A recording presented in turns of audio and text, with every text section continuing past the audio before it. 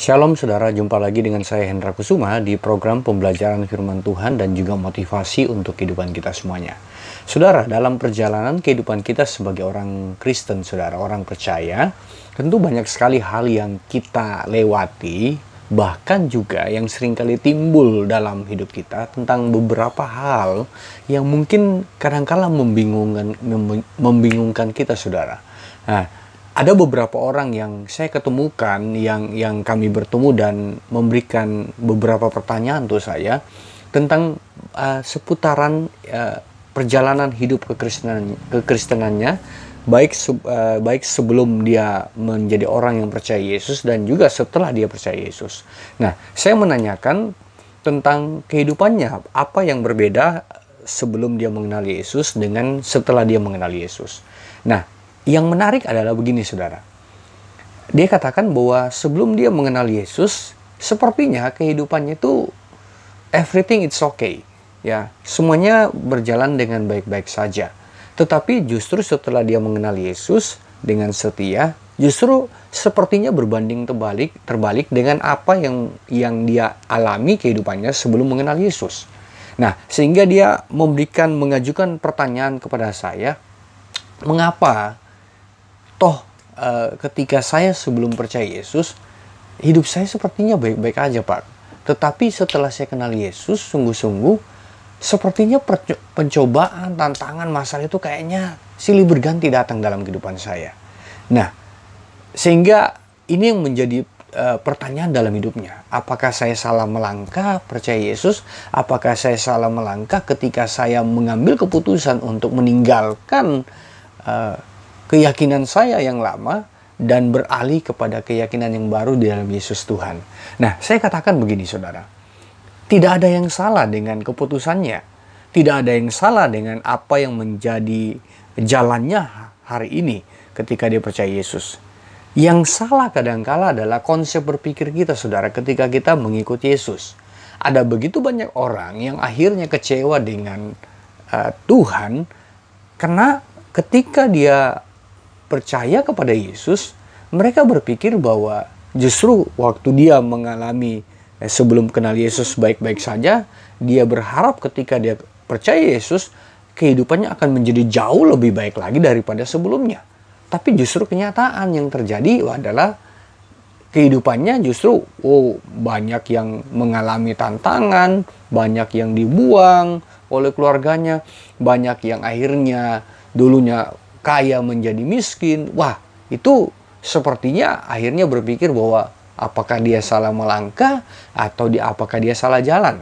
Nah, apa yang akan kita bagikan kepada orang tersebut ketika kita diajukan pertanyaan seperti itu? Nah, saya katakan bahwa bukan salah jalannya, bukan yang salah jalannya, bukan yang salah Tuhannya, tapi kadangkala cara berpikir kita ketika ikut Tuhan, motivasi kita ikut Tuhan, itu yang kadang-kadang salah. Terus akhirnya dia bertanya begini, terus apakah motivasi saya salah kalau saya berharap bahwa hidup saya itu jadi jauh lebih baik daripada hari sebelumnya? Saya bilang nggak salah. Tapi masalahnya adalah motivasi kita untuk berkata dalam konsep berpikir kita hidup saya jauh lebih baik itu dalam konteks apa, saudara? Apakah dalam konteks bahwa waktu saya ikut Yesus, dulu saya sakit jadi sembuh, atau saya dulu hidup saya pas-pasan jadi melimpah? Nah, tentu bukan seperti itu konsep berpikirnya. Makanya kenapa banyak orang yang kecewa ikut Yesus, karena dia berpikir bahwa hidupnya akan jauh lebih baik di dunia ini, jauh lebih nyaman ketika dia hidup di dunia ini ketimbang sebelum dia mengenal Yesus. Nah, ini yang terjadi, sehingga saya katakan bahwa bukan salah jalannya, tetapi cara berpikir kita dan juga motivasi kita dalam mengikut Tuhan itu yang kadang-kala salah, saudara. Nah, Alkitab menuliskan juga bahwa orang-orang yang mengikuti Yesus pada waktu Yesus melayani kurang lebih 3,5 tahun di muka bumi ini, ternyata ada tipe-tipe orang yang mengikuti Yesus juga, bukan cuma mengikuti Yesus secara hati dan pikirannya betul-betul berpusat ingin mendengar pengajaran Yesus. Tetapi Alkitab menuliskan ternyata ada orang-orang yang mengikuti Yesus hanya karena ingin menikmati mujizat atau melihat dan mengalami mujizat. Sehingga ketika dia tidak mengalami mujizat, justru menjadi kecewa. Nah, berapa banyak orang Kristen yang seperti itu, saudara? Atau mungkin saudara pernah mengalami hal-hal yang seperti itu. Nah, yang saya mau katakan bahwa saudara, kenapa Tuhan harus mengizinkan proses itu datang? Nah, Alkitab sendiri bilang bahwa Yesus tidak pernah menjanjikan hari itu selalu baik ketika saudara menjadi percaya Yesus. Tidak mungkin selalu ada pelangi sehabis hujan. Kadangkala saudara, kita melihat hal-hal yang buruk bisa terjadi dalam hidup kita. Ketika kita ikut Yesus, kita dibuang oleh keluarga, ditinggalkan teman-teman kita, bahkan mungkin karir kita mungkin akan mengalami yang namanya penurunan. Ya, saya mau katakan bahwa mungkin kalau itu karena Tuhan, saya mau katakan bahwa berbahagialah orang yang menderita karena Yesus. Berbahagialah mereka yang mungkin teraniaya karena Yesus. Itu kata Alkitab, saudara. Karena ingat bahwa hidup kita bukan cuma di dunia ini. Kita percaya bahwa ada kehidupan selanjutnya setelah fase kita hidup di dunia ini. Nah, Yesus berkata bahwa hendaklah kamu menjadi sempurna sama seperti Bapakku juga sempurna. Saya pernah bahas di bagian video saya yang lain tentang kata sempurna bukan bicara tentang sesuatu yang perfect, tapi dia bicara tentang kedewasaan, teleos, saudara. Kata teleos itu adalah sempurna dalam konteks dewasa secara komplit, bicara tentang karakter yang terus dibaharui dari hari ke hari sampai pada keserupaan dengan Kristus. Nah, jadi untuk menjadi serupa dengan Yesus tentu pasti membutuhkan yang namanya proses. Dan proses itulah yang Yesus katakan, barang siapa yang mau mengikut aku, ia harus memikul salibku setiap hari. Nah, jadi pikul salib itu memang susah, saudara. Jadi orang Kristen itu memang susah selama kita masih hidup di dunia ini, selama daging kita ini masih melekat di dalam manusia roh kita, maka tentu pasti kita akan masih merasakan kesusahan-kesusahan di dunia ini. Karena itu memang Tuhan katakan bahwa hidup orang percaya justru dalam penderitaanlah keserupaan dengan Kristus itu akan semakin nyata. Jadi kalau hari ini saudara mengalami hal yang seperti yang ditanyakan kepada saya, maka saya mau katakan buat saudara bahwa ikut Yesus memang banyak tantangan prosesnya. Tapi kabar baiknya adalah ada Roh Kudus yang membantu kita dalam kelemahan-kelemahan kita untuk membuat dan membantu dan menolong kita, menghibur dan menguatkan kita, bahkan menuntun saudara untuk terus berjalan di dalam rencana Tuhan.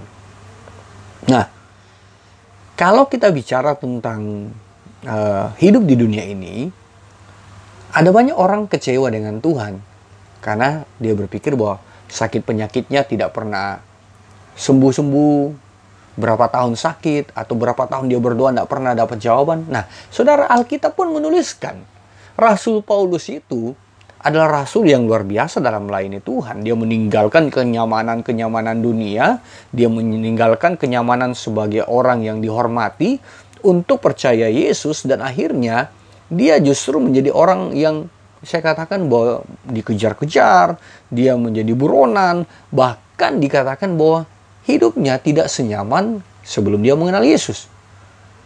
Bahkan dia pernah berdoa sama Tuhan.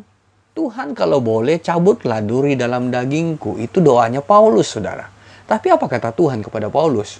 Tuhan tidak berkata, oke Paulus, karena engkau sudah setia, rajin ibadah, rajin bawa perpuluhan, rajin bawa persembahan, membantu banyak pekerjaan Tuhan. Kalau mungkin hari ini ya, kalau saya korelasikan dengan kehidupan kekristenan kita hari-hari sekarang ini, kan banyak orang yang komplain dengan Tuhan karena melakukan hal-hal seperti itu.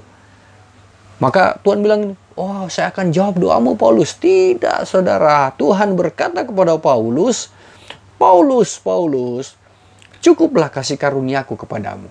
Justru dalam penderitaanmu lah, dalam kelemahanmu lah, kuasaku semakin sempurna. Saudara, kalau hari ini saudara mengalami proses, engkau mungkin menderita secara fisik, menderita secara badani, atau menderita secara perasaan, karena Tuhan, saya mau katakan buat saudara hari ini, justru dalam kelemahan-kelemahan itulah kuasa Tuhan semakin disempurnakan dalam hidup saudara. Hidup kita bukan cuma untuk kita lagi, melainkan Yesus yang ada di dalam hidup kita. Jadi kalau hari ini saudara diproses oleh Tuhan, diizinkan melewati setiap pencobaan, percayalah saudara, proses yang Tuhan izinkan tidak membawa saudara kepada keterpurukan secara iman, secara kedewasaan rohani, tapi justru hal-hal yang saudara hadapi itu akan membawa saudara kepada kemuliaan demi kemuliaan. Bahkan dikatakan bahwa keserupaan dengan Kristus itu akan semakin nyata dalam hidup kita. Jadi kalau saudara hadapi tantangan hari ini, engkau mungkin mengalami masalah yang bertubi-tubi, saudara.